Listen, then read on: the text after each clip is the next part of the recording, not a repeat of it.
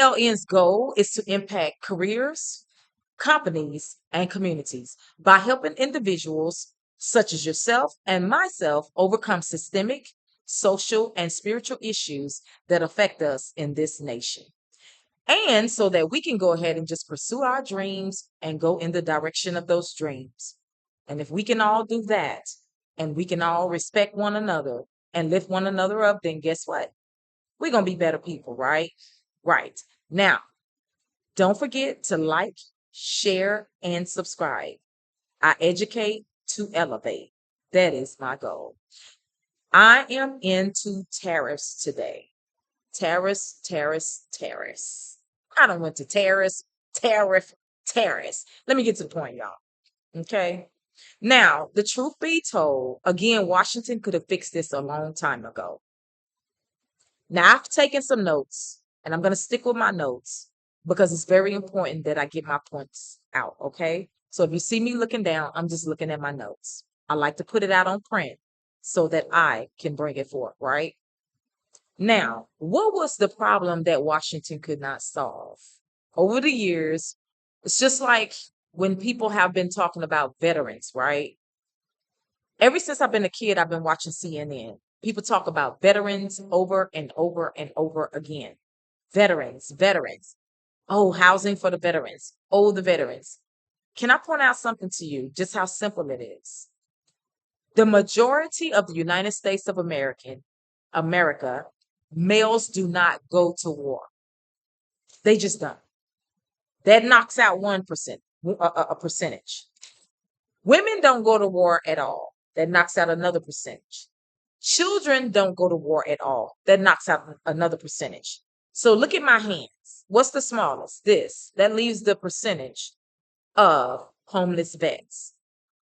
And yet, ever since the 80s, I used to watch CNN growing up. All they ever talked about was abortions, same old stuff they talk about today, economics, veterans, and all this, right? You mean to tell me that you have power to possess land and tell people not to touch it? And all you had to do was look out into our United States of America. If anybody has ever traveled, bunch of land in Virginia, bunch of land in South Carolina, everywhere you go, and you couldn't preserve land for the veterans so that when they come back, they have no place to stay. And you're still talking about the same issues, and these have been the same homeless vets for we don't know how long. Guys, it's a scam with that. Something's not right with that. I said all that to say tariffs is the same way. People have been talking about it, talking about it, talking about it. But what have we as taxpayers and they as the government been overlooking? Well, let's look into it because that's what I'm going to dive into. Okay. Now, there are some reasons why these tariffs have not really been fixed the way that they need to be fixed. Number one, there's gridlocking that goes on all the time. One group wants something, Dems, another group wants something else, Republicans causing gridlocks. In other words, things get thrown out, things don't get solved. Another one is the lack of long-term vision, planning, and strategy. Why is that? Why is that? Because people want quick solutions. People make decisions that cause eternal effects, but then at the time they don't feel it, right? So at the time they don't feel it.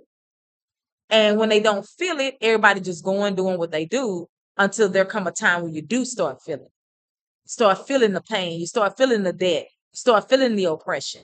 And then people, by the time they get to that state, they want quick solutions. So the voters want quick solutions. Everybody wants quick solutions, but it doesn't work that way. Anytime you got in such a deficit like this, you have to have long-term planning and vision. So a lack of that, right? That things that will work as strategies for change for America for real. Okay?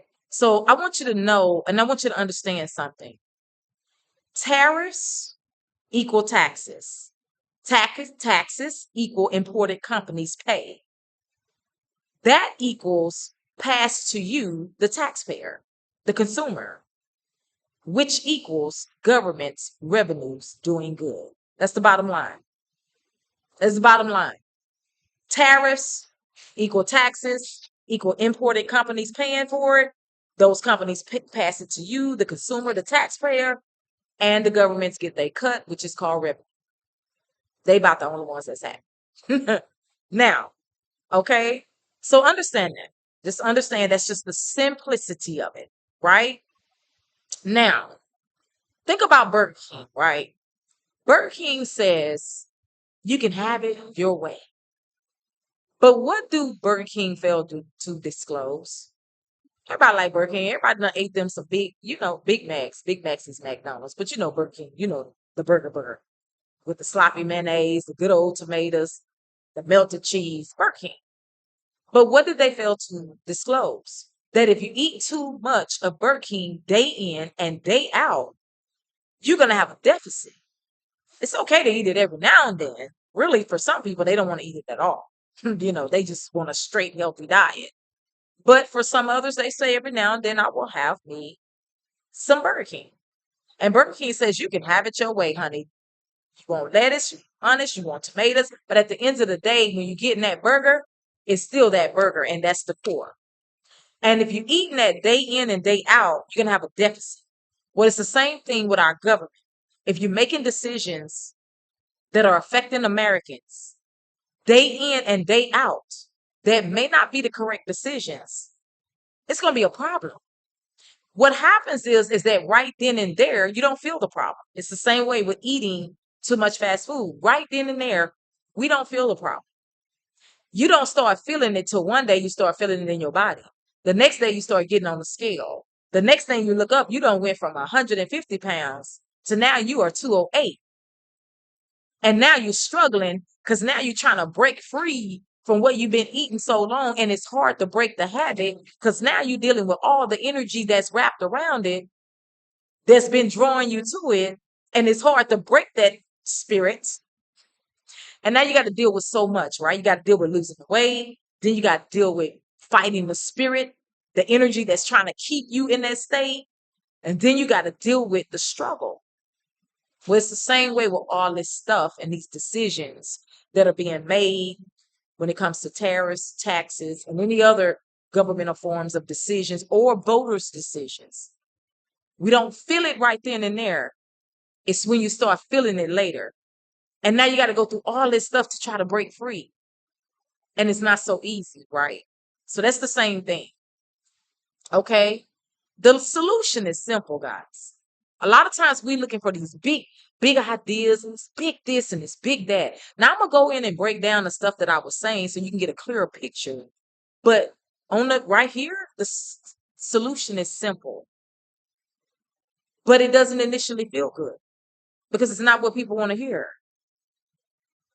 You understand what I'm saying? Like if you go into somebody that's been sitting up, just eating fast food a lot, you can tell them over and over and over, you got to stop eating that fast food because if you don't, you're going to start getting some drastic things happening to your body. You may not see it now, but you're going to see it later. But what ends up happening? If people are not ready and people don't want that, they're going to ignore it, right? And it's the same thing with the advice that people be trying to give. People don't want it. They keep ignoring it. And then guess what? It affects us all. The symptoms affect us all. The decisions affect us all. Everything affects us all. It ain't just affecting the people who want what they want. It's affecting all of us. That's just the way it is. You understand what I'm saying? But it's simple. It's simple. Okay? When our government make decisions, whether good or bad, that involve the nation of its people, it affects what may not be seen right away. I wrote this. This is mine. This ain't chat. This is me. But I want to stick to my points so you guys will really see where I'm coming from. But it will be felt later. And when the people do not feel good, they often look for quick fixes. Like, just think about a pain that come in your body. You're not trying to hear what nothing is saying. You need a quick fix. And that quick fix is, let me get rid of this pain. But if you don't fix the core of what's going on, the pain gonna come back again, right? And you're gonna be looking for that quick fix again. And let me give you an example. Remember the legalization of marijuana? Marijuana was one of those quick fixes to the government handout when it came to trying to fix the initial situation. The initial situation. See, if people deal with the initial situation, then you won't get to the circumstance, the problems, the dilemmas, all the stuff that comes with later because we didn't address the initial thing, right? So what happened is they tried to give a quick fix. They had locked up all these black people, locked up all these brown people for either selling marijuana or for either using marijuana. And the quick fix was to legalize marijuana. But did the people sit down and think? All of this is going to tie into tariffs, don't worry. Did the people sit down and think? No. You have to think about, how has this country been affected by drug usage? And what was the gateway to that usage? The majority of it was marijuana. When you look inside of black communities and people got on heroin and all these different kind of things, what was the gateway? The gateway was always marijuana. Now, I want to make a distinction between the marijuana they smoked then versus the marijuana you have today, which is what they call medical marijuana, which is what they call the legalization of marijuana. Honey, whatever they putting in that stuff, they lying. That stuff ain't no good. You can smell it.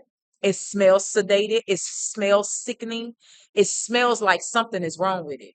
And what you forget is that even though they legalized it, remember when it came time for people to get a job, were they not being denied because they had marijuana in their system? So you have to be careful the things that people hang you. Sometimes they'll hang you ropes to hang yourself. You got to be careful, right? So I said all of that is that when leadership is making decisions, they should have been thinking about, okay, what is the history of marijuana in this country? Let's not think about, okay, just jails. Because the truth is they could have did both.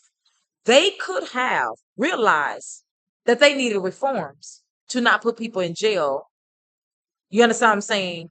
For what they had did. You understand what I'm saying? And to bring those people justice that they had gave all that time to. They could have did that without legalizing marijuana.